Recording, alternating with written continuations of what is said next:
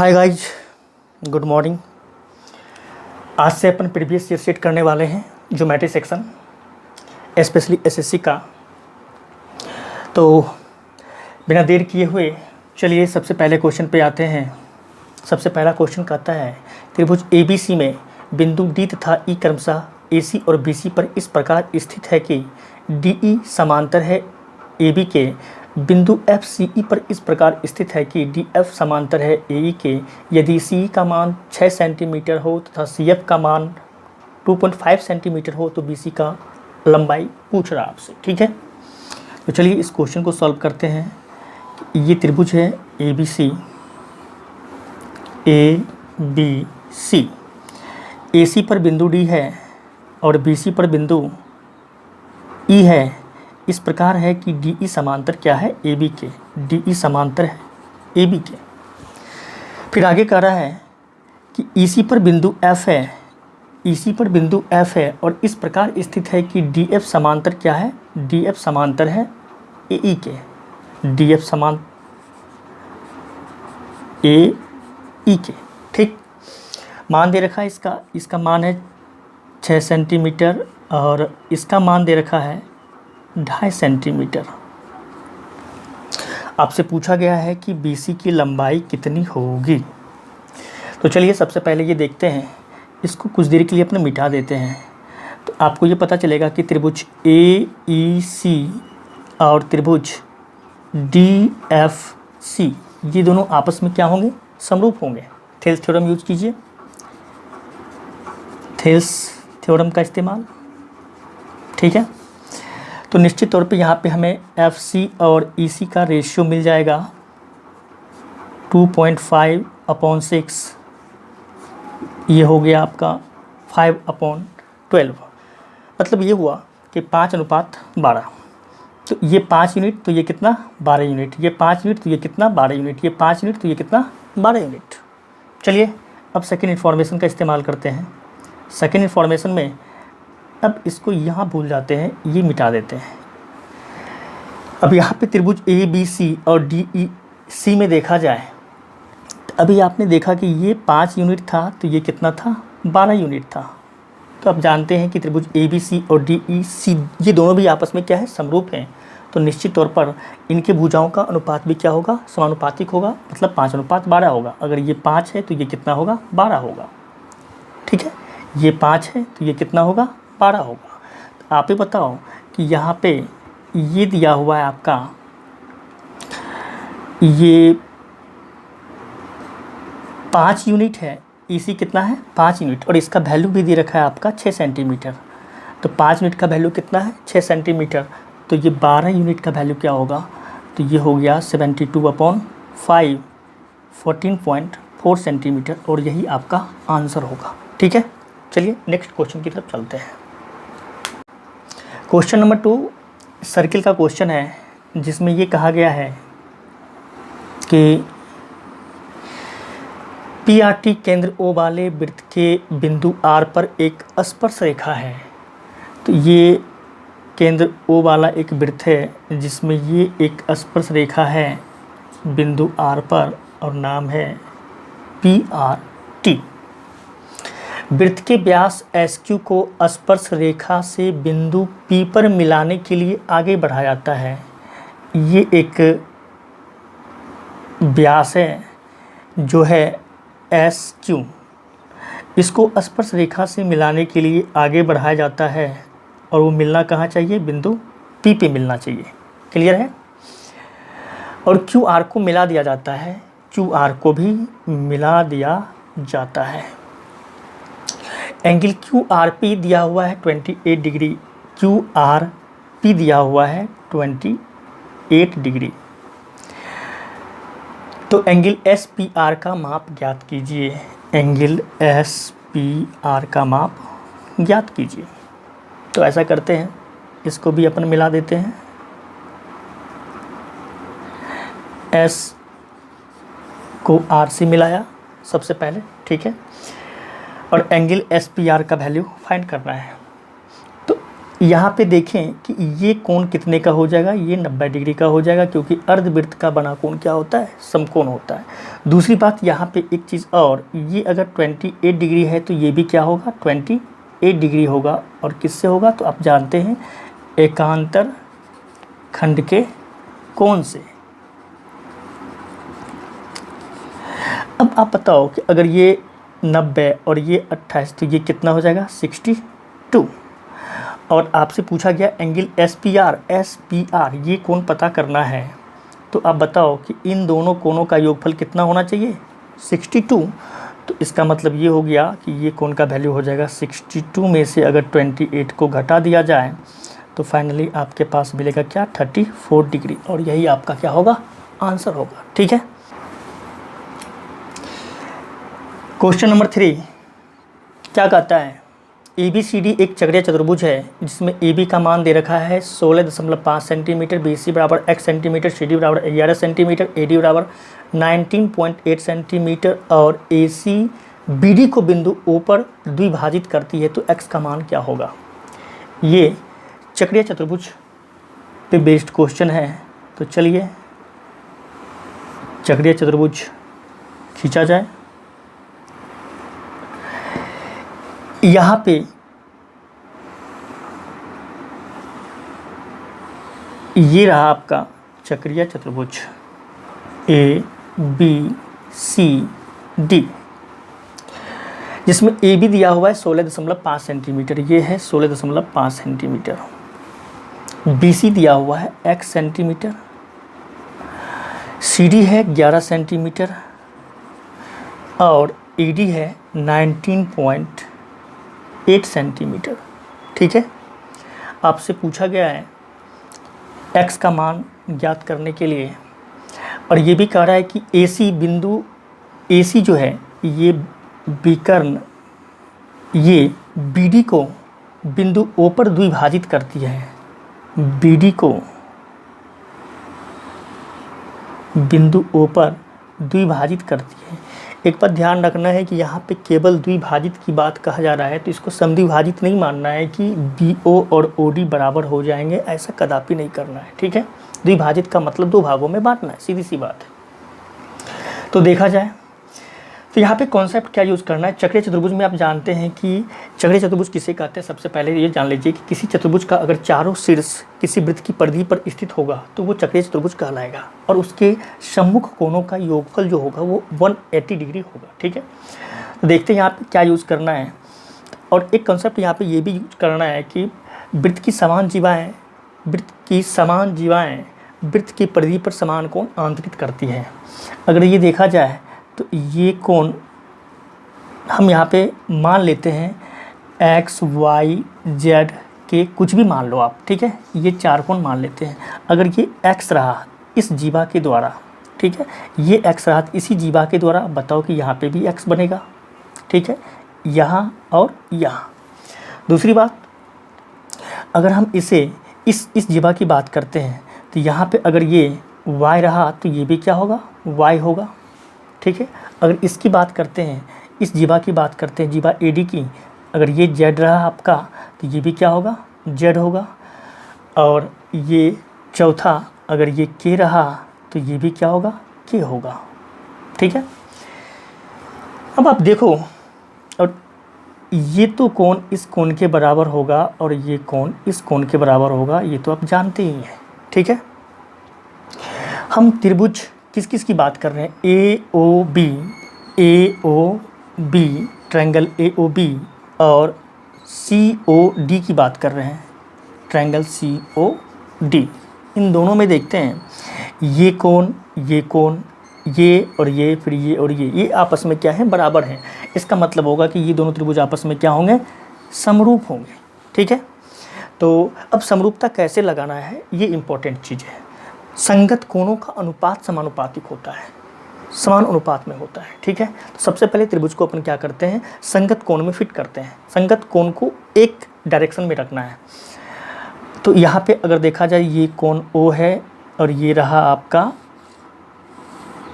AB, यहाँ पे ये हो गया आपका O।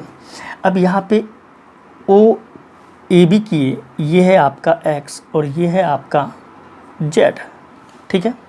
ये कोण तो वैसे भी क्या है आपका बराबर है। तो यहाँ पे इसको अपन d करेंगे और इसको अपन c करेंगे, तभी क्या होगा, x x के संगत होगा और z z के क्या होगा, संगत होगा, ठीक है। दूसरी बात, इस ट्रायंगल और इस ट्रायंगल में आते हैं तो यहाँ पे आपको थोड़ा सा जगह स्पेस का कमी है, तो यहाँ तक देख लें आप। अच्छा, यहाँ पे ए बी में ये दे रखा है आपका 16.5 सेंटीमीटर और सी डी दे रखा है आपका 11 सेंटीमीटर, ठीक है। तो ये दोनों का रेशियो आपको पता है, इसका मतलब है कि इनके सभी भुजाओं का अनुपात सेम अनुपात में होगा। यहाँ पे अगर आपको दिख रहा हो, हालांकि आप थोड़ा सा हम यहाँ पे मिटाते हैं जिससे कि स्पेस बन पाए। चलते हैं ट्रायंगल ए ओ डी और ट्रायंगल बी ओ सी में, बी ओ सी में, ठीक है। यहाँ पे भी वही बात, ये दोनों ट्रायंगल आपस में क्या होंगे, समरूप होंगे, क्योंकि इनके तीनों कोण, उनके संगत तीनों कोण के क्या होंगे, बराबर हैं। तो इसे भी सीधा किया जाए, ये ओ ए डी फिर ओ। अब यहाँ पहले देख लेते हैं कि ए क्या है, यहाँ पे वाई है और डी क्या है, यहाँ पे के है। ये कोण तो ऑब्वियसली बराबर है पहले से। तो यहाँ पे वाई वाले को रखना है, तो यहाँ पे आप बी नाम दें और यहाँ पे आप सी नाम दें, तो ये वाई हो जाएगा और ये के हो जाएगा। अब क्या हो गया, ये इनके संगत कोण आपस में क्या है, बराबर है। तो ए डी का मान क्या दिया हुआ है, 19.8 और इधर बी सी का मान क्या दिया हुआ है, x। तो अब आप ही बताओ, अगर यहाँ पे ये कहा जाए आपसे कि ओ ए अनुपात ओ बी बराबर ओ डी अनुपात ओ सी बराबर ए डी अनुपात बी सी लिखा जाए तो कोई तकलीफ। ठीक इसी प्रकार से यहाँ पे अगर कहा जाए कि ओ ए अनुपात ओ डी बराबर ओ बी अनुपात ओ सी बराबर ए बी अनुपात डी सी, कोई दिक्कत नहीं। तो अब आप देखें यहाँ पे कि इस इक्वेशन में अगर हम इन दोनों को चेंज करके ये भी तो लिख सकते हैं कि ओ ए बटे, इसको यहाँ पे ले आते हैं और इसको यहाँ पे ले आते हैं, ओ डी बराबर ओ बी बटे ओ सी बराबर ए डी बटे बी सी। तो आप पाएंगे कि ये सेम है, ये सेम है, इसका मतलब ये और ये भी क्या होगा, सेम होगा, सीधी सी बात। तो चलिए यहाँ पे करते हैं, A D upon B C बराबर A B upon D C. ज़रा देखा जाए ए डी कितना दिया हुआ है, तो ए डी दिया हुआ है यहाँ पे 19.8 और बी सी कितना दिया हुआ है, x, और ए बी कितना दिया हुआ है, ए बी आपका 16.5 और डी सी कितना है, 11। तो मेरे ख्याल से अगर इसको सॉल्व किया जाए तो x का वैल्यू आएगा 19.8 इंटू 11 अपॉन 16.5। इसको देखा जाए 11 से कट जाएगा, 11 1 11 बचे 11 1 11 8, तो 18 गुने 11 बटे 15, ठीक है। इसको सॉल्व करने पे क्या आएगा, 8 9 1 अपॉन 15 15 1 और 3 और ये आ जाएगा आपका कितना हो गया, 15 एकम 15 4 15 45 3 15 दूनी 30। तो फाइनल आंसर आएगा आपका 13.2 सेंटीमीटर, ठीक है। अच्छा क्वेश्चन है, तो थोड़ा सा आप ध्यान से समझें। चलिए क्वेश्चन नंबर 4 की तरफ बढ़ते हैं लोग। क्वेश्चन नंबर 4, हालांकि ये सवाल ज्योमेट्री का नहीं है, ये ट्रिगो का सवाल है, किसी बच्चे ने पूछा है। तो क्या सवाल है देखते हैं। Tan square theta minus sine square theta upon 2 plus tan square theta plus cot square theta, ठीक है। इस क्वेश्चन को सॉल्व कैसे करना है, तो सबसे पहले सबसे बेसिक तरीका है कि जब भी इस तरह का सवाल आए तो सबसे पहले उसे बेसिक फॉर्म में तोड़ दें। ठीक है, तो साइन अपॉन कॉस करना है इसको।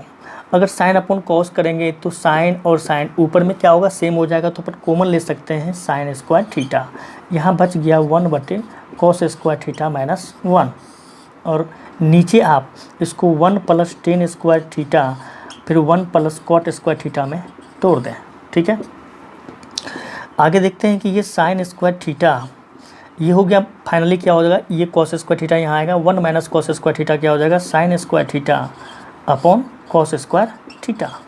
ठीक है, अब यहाँ पे देखा जाए तो यहाँ पे आपको ये ध्यान आएगा कि sec square theta minus tan square theta बराबर क्या होता है 1, तो फाइनली क्या होगा, सेक स्क्वायर थीटा बराबर हो जाएगा आपका 1 + tan स्क्वायर थीटा। ठीक उसी प्रकार से यहाँ पे क्या हो जाएगा, कॉसेक स्क्वायर थीटा।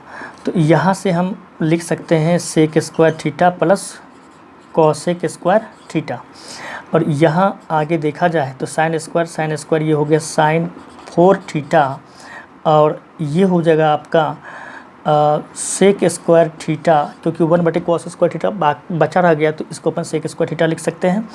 और यहाँ से आप सेक स्क्वायर थीटा और प्लस कॉसेक स्क्वायर थीटा है, चाहे तो आप इसको भी, अगर आपको बेसिक फॉर्म में लाना है तो ऐसा है कि इसको अपन लिख सकते हैं। ये इंक का थोड़ा सा इशू है मेरे ख्याल से, इसको हम फिर से लिख दे रहे हैं। ये हो गया आपका साइन के power 4 theta upon cos square theta बटे, इसको अपन लिख सकते हैं 1 / cos square theta plus 1 / sign square theta.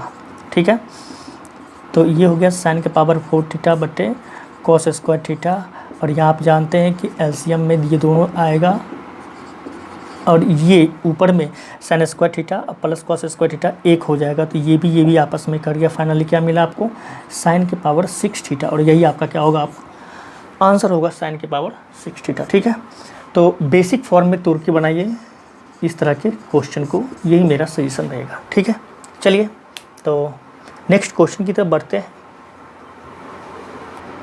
एक क्वेश्चन प्रॉफिट एंड लॉस का क्वेश्चन पूछा गया है। इस क्वेश्चन को भी हम इसी सेक्शन में बता दे रहे हैं, ज़्यादा वीडियो लंबा हो जाएगा जिसकी वजह से हम क्वेश्चन कम कर पा रहे हैं।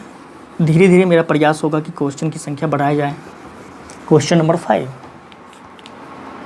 ये क्वेश्चन नंबर 5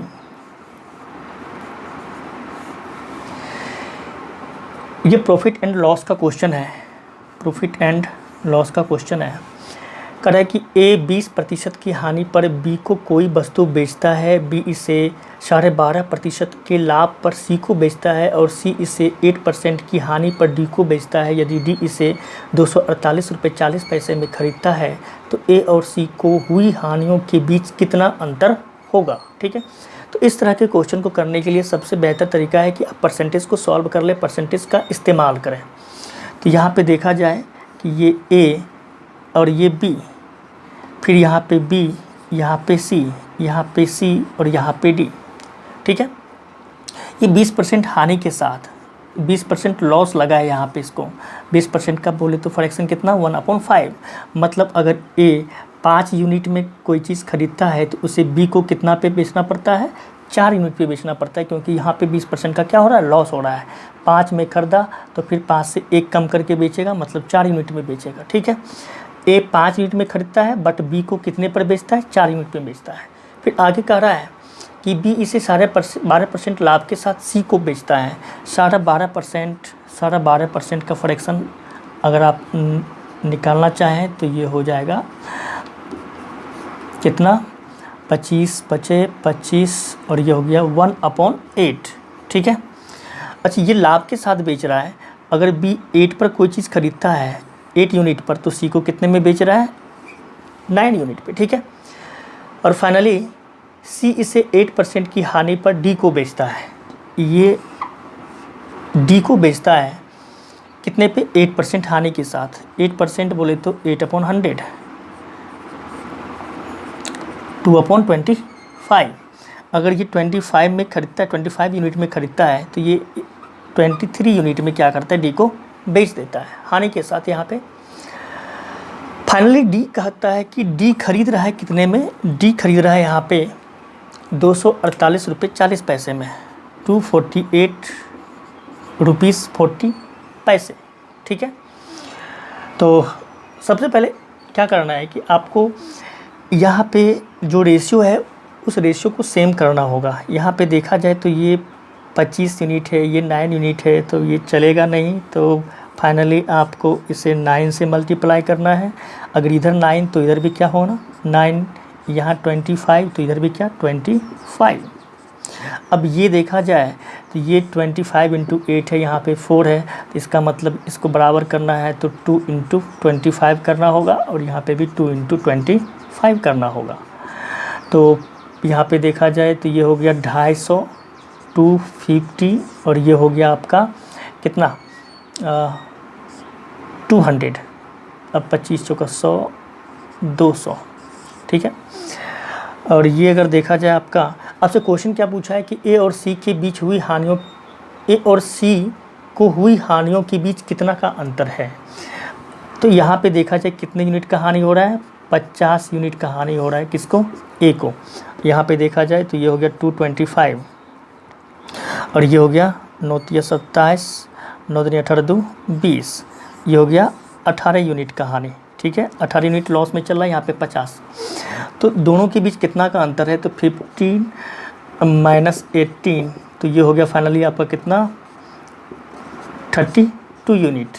ठीक है, इतना का हानि हो रहा है। फाइनली 32 मिनट का मान निकालना है। तो आपको दिया क्या दिया गया है, लास्ट में ये दिया गया है। तो आप ये बताओ, जबकि 207 यूनिट का वैल्यू जब इतना दिया हो तो 32 मिनट का वैल्यू क्या हो। तो इसको सॉल्व करना है, ये तो कटने वाला है नहीं मेरे ख्याल से, तो इसको आप करोगे तो आपको फाइनली मिलेगा 38.40 रुपीज़, और यही आपका क्या होगा आंसर होगा। करके देख लेना, कोई बहुत बड़ी बात नहीं है वो। ठीक है, तो चलिए आज के लिए सिर्फ इतना ही, और कल कोशिश रहेगा कि इससे भी आगे बढ़ा जाए, क्योंकि वीडियो लंबा हो जाने की वजह से और आप लोग सब्सक्राइब पे ध्यान नहीं दे रहे हैं। तो अगर हम मेहनत कर रहे हैं तो आपको भी थोड़ा सा हेल्प करना होगा। सब्सक्राइब करें, शेयर करें, और नोटिफिकेशन बेल आइकन को ज़रूर प्रेस करें। ठीक है, तो चलिए मिलते हैं नेक्स्ट क्लास में।